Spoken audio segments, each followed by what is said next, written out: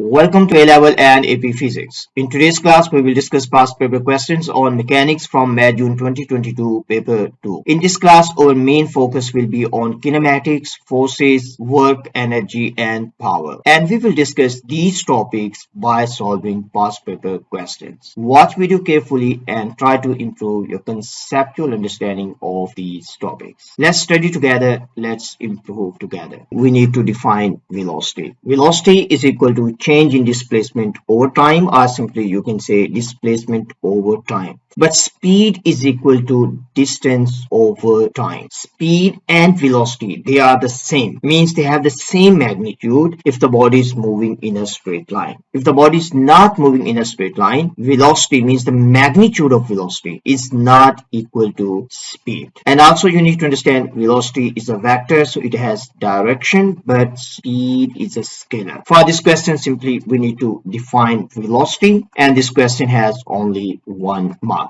So you can say change in displacement over time, or simply you can say displacement over time. So this is how we can define velocity. This question has 1 mark and this is B mark, mean it has to be in your answer. If we go to part B, it is given to us a constant driving force of 2400 Newton. The car accelerates from rest in a straight line along a horizontal road.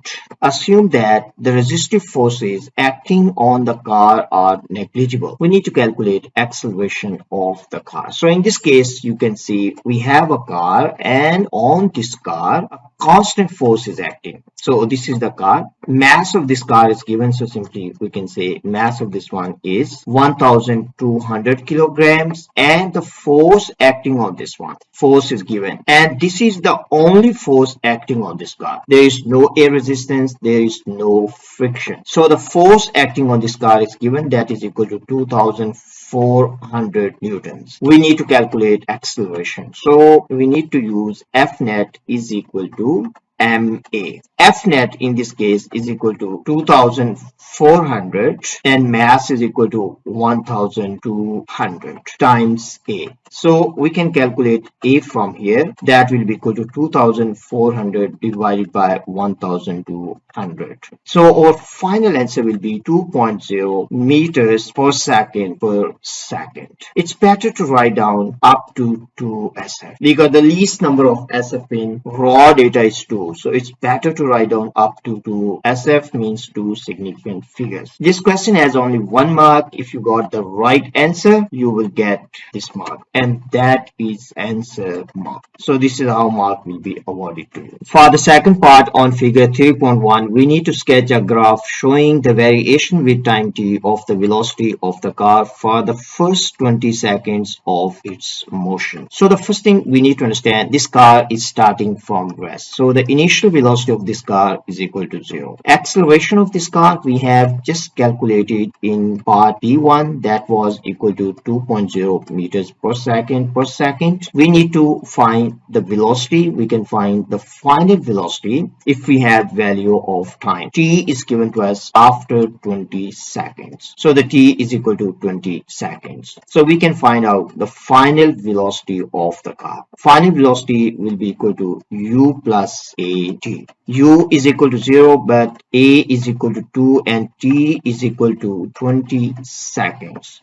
So the value of final velocity will be equal to 40 meters per second. So this is value of final velocity. Initial velocity we have 0, so it means that we have to start our graph from this point. The second thing we need to understand, acceleration is constant. It means that the gradient of the line has to be constant, and acceleration is positive. So it means gradient of the line has to be positive. So we can say gradient has to be positive because car is speeding up. And the second thing, it has to be constant, means the gradient of the line, it has to be positive and it has to be constant. And the final velocity has to be 40. So this is the final velocity, and here we have initial velocity. Now simply we need to draw a line and we need to connect these points.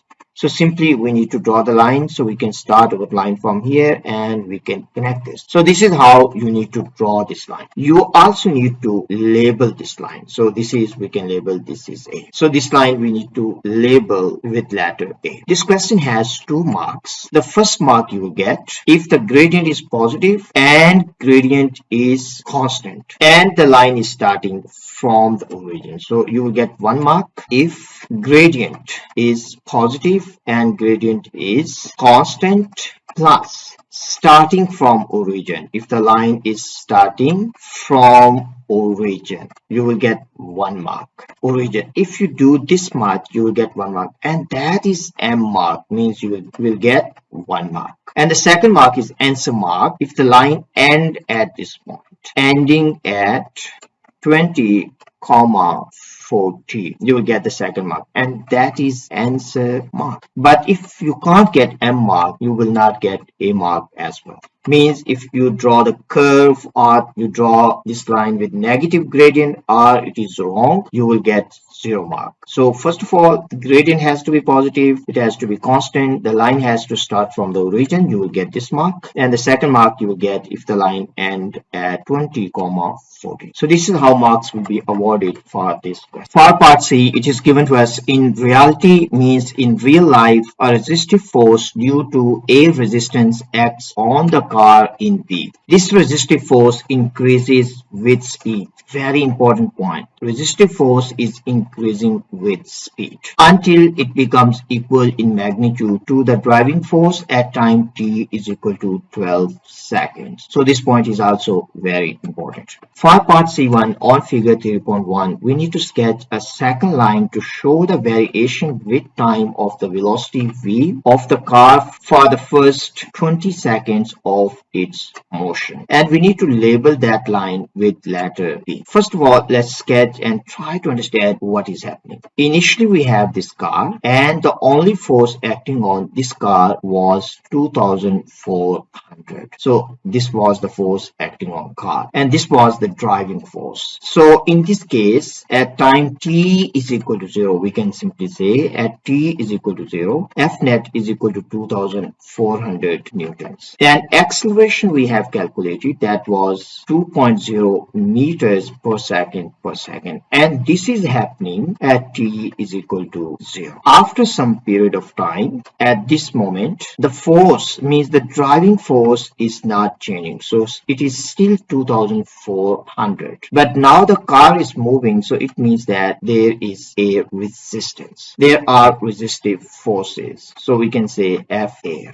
Now, if we calculate F net in this case will be equal to 2400 minus FA. So it simply means that F net is smaller than before. So the acceleration, we can say A1, this will be lower than A. So this is happening at time T1. Now, after a certain period of time, let's say at time T2, driving force is still 2400 newtons, and A resistance has increased now as compared with at time t is equal to t1. So this is Fa. It has increased because it is depending on speed. As speed increase, this force also increase. So in this case, F net will be even smaller than this value and also smaller than this value. So F net has decreased. And A2, this will be smaller than A1, and A1 will be lower than A, means initial acceleration. So this is happening at T2. And finally, what we will see is this force is 2400 and A resistance is also 2400. In this case, F net will be equal to 0. So the acceleration A3, this will be equal to 0. And this is happening at T3, that is equal to 12 seconds. So at T is equal to 12 seconds, these two forces are equal in magnitude. magnitude. So at 12 seconds, let's say at this point. After that, speed is not changing. So simply we have to draw horizontal line because the speed is not changing after that. So this is one thing we have to draw, horizontal line. Now the second thing you need to understand, acceleration is decreasing all the time. And gradient of this line is equal to acceleration. Gradient is equal to acceleration. As acceleration is decreasing, it means gradient of the line has to decrease. Initially, gradient is equal to the gradient of line A. So simply we can draw, we have to start from origin. We need to draw initially same gradient, then the gradient has to decrease with time, And finally, gradient has to be equal to 0. So this is how you can draw line B, means curve B. This question has 3 marks. If you have drawn this line from the origin and this line is always below line A, you will get 1 mark. And the second mark you will get if the gradient of this line is decreasing. And the third mark you will get if you have drawn the horizontal line between t is equal to 12 seconds and t is equal to 20 seconds. You will get third mark. This is how marks will be awarded for this question. So the terminal velocity at this point, it has to be lower than velocity of the car, means the velocity of the car when there was no resistive force. So it has to be below this one. For the second part, it is given to us at time t is equal to 20 seconds. The driving force is increased to 3000 newtons and remains constant at this value. We need to describe how the velocity of the car changes due to this increase in the driving force. Now, first of all, we need to understand at time t is equal to 20 seconds, car has constant velocity. So simply we can draw forces acting on this car. We have driving force of the car and there are resistive forces acting on this car. We can simply say FR, resistive forces. And magnitude of resistive forces is equal to 2400 newtons. At this moment, car has constant velocity, or simply you can say it has constant terminal velocity. We can say this is V naught. Now, if we increase this driving force from 2400 to 3000 newtons, there will be net force on this car. And net force will be equal to 600. As there is net force acting on the car, this car will accelerate. Accelerate simply means that car will speed up. And when this car will speed up, resistive forces will increase. And finally, car will reach constant velocity. We can say V nu. And this velocity is also constant. So we can also say this is the maximum speed of the car. And this V nu will be greater than V naught because car speed up. So V nu has to be greater than V naught. Then that's all what you need to understand to answer this question. This question has 2 marks. Simply you can say car has acceleration, so car will speed up, means the speed of the car will increase and car will reach a new maximum speed. So this will be 1 mark and this one will be an other mark. Let me show you how you can write down the answer. This is how you can write down the answer. So if you say as the car has an acceleration, velocity will increase, you will get 1 B mark. And the second B mark you will get if you will say car reaches a new maximum speed. You will get the second mark. So this is how marks will be awarded for this question. For question number 4, part A, it is given to us a mass small m moves a vertical distance delta h in a uniform gravitational field and gains gravitational potential energy delta EP. Acceleration of free fall is g. We need to use concept of work done to show that change in gravitational potential energy is equal to mg delta h. So we need to use concept of work done. First of all, let's try to understand what is given to us. Imagine that this is ground and one's mass is placed on this ground and mass is small m. We raise this mass up to certain height. In this case, the height given is delta h. So we raise this mass up to height delta h. So this is height delta H. When we raise this mass up, there are two forces acting on this one. One force, simply you can imagine that force is force of gravity, that is equal to mg. This force is acting vertically downwards and we are lifting this mass up. So we have to apply force equal to force of gravity to lift this mass up with constant velocity. Let's say the force applied on this mass by us is equal to F and F is equal to mg. Now we need to calculate work done. If we look at work done by mg, so we can write down work done by gravity. So work done by gravity in this case will be equal to force of gravity times displacement, means the vertical displacement. Vertical displacement in this case is equal to delta H. But if you look at the angle between force of gravity and the vertical displacement, angle is equal to 180 degrees. It simply means that the work done by gravity is negative. So we can write down this is negative Fg delta H. And this one is equal to negative mg delta H. So in this case, you need to understand work done by gravity is negative because gravity is acting vertically down and the mass is lifted vertically upwards. So the work done by gravity is negative. You can also understand this point in a little bit different way. If work done by gravity is negative, we can say if work done by gravity is negative, then gravitational potential energy will increase. So gravitational potential energy increases if work done by gravity is negative,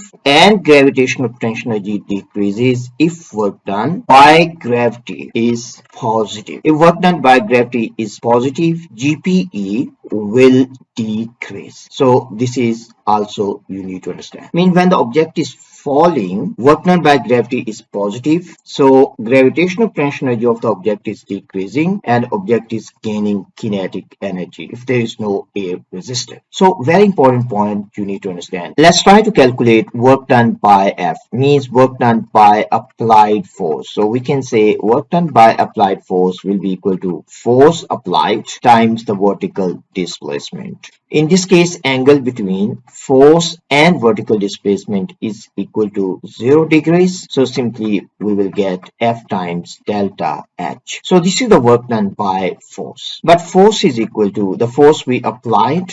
That force is equal to mg because the body is moving with constant velocity. So simply we can replace F with mg. So we got mg delta H. In this case, work done by F, again we can write down work done by F. This is equal to change in gravitational potential energy, or simply you can say this is equal to delta EP. And this is what we need to prove for this question. This question has 2 marks. The first mark you will get if you have written work done is equal to force time displacement, you will get 1 mark, and this is M mark, means it has to be in your answer.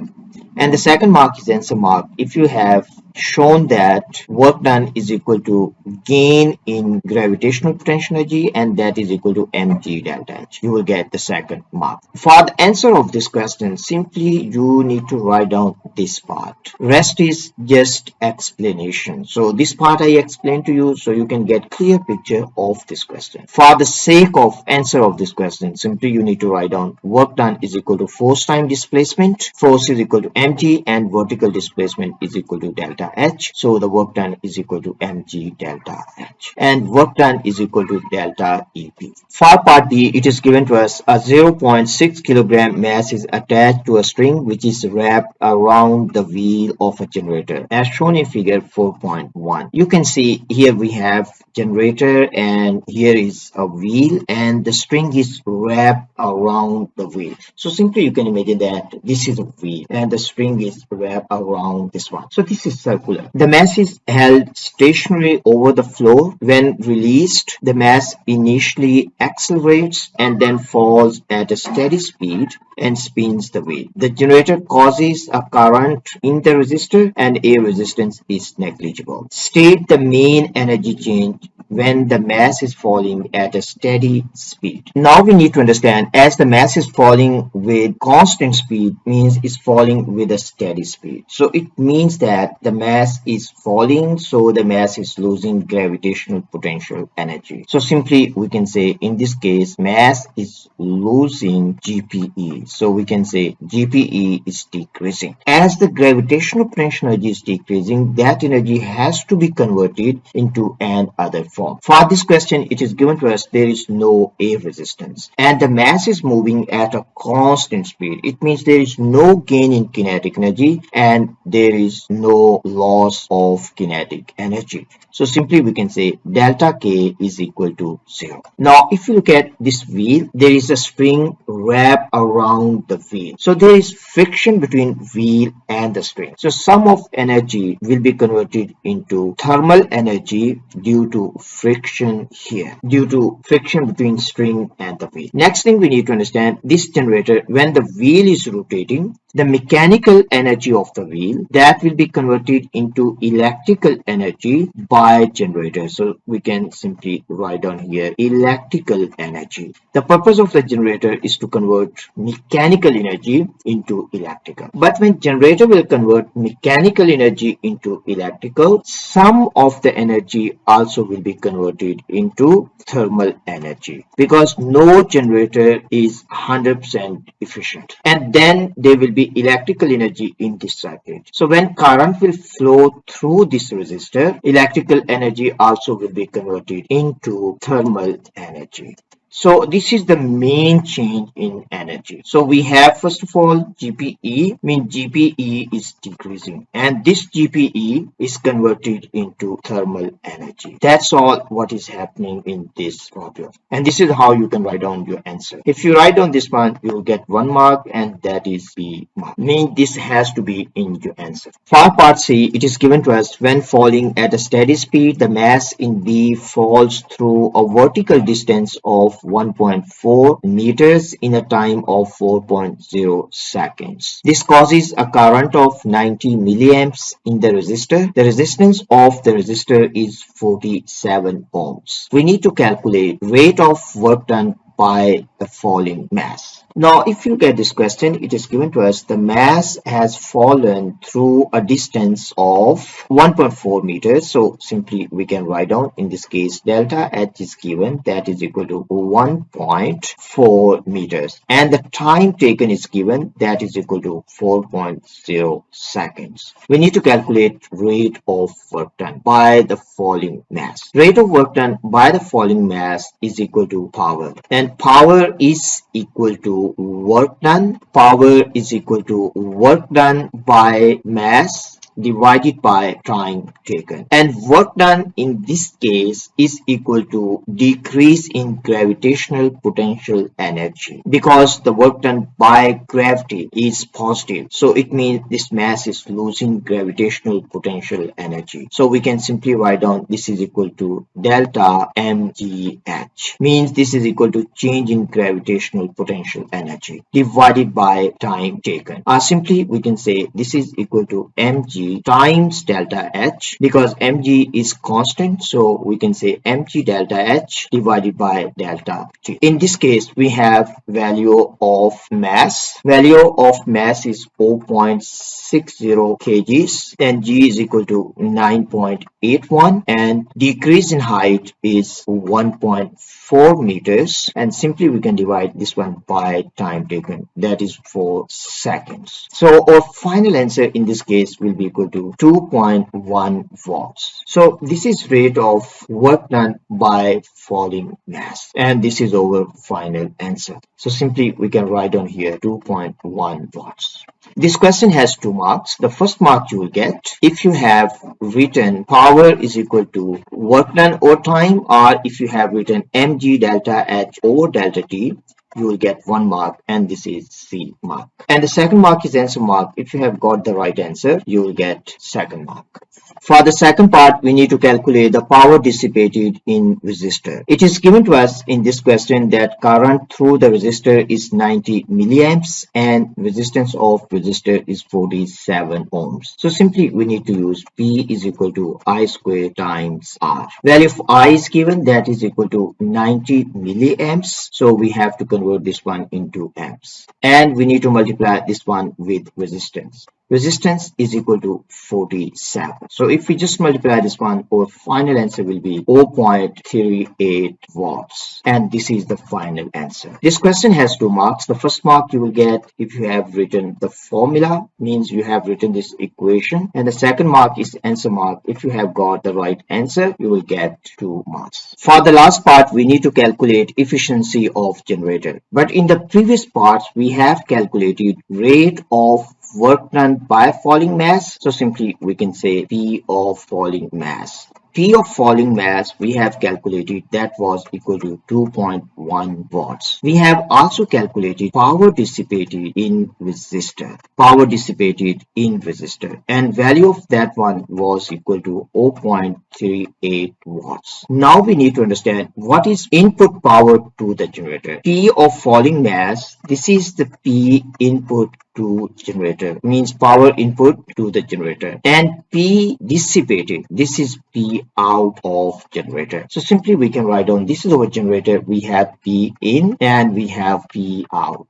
We need to calculate efficiency, so we can simply say efficiency will be equal to P out divided by P in. P out in this case is equal to 0.38 and P in is equal to 2.1. If we solve this one, our answer in this case will be equal to 0.18. So this is the efficiency, but we can convert this one into percentage efficiency. So we have to multiply by 100. So this one will be equal to 18%. So the efficiency of this generator is equal to 0.18 you can write down, or you can write down in percentage. So this is also okay if you write down in percentage. So you can just simply write down 0.18, you can write down 18%.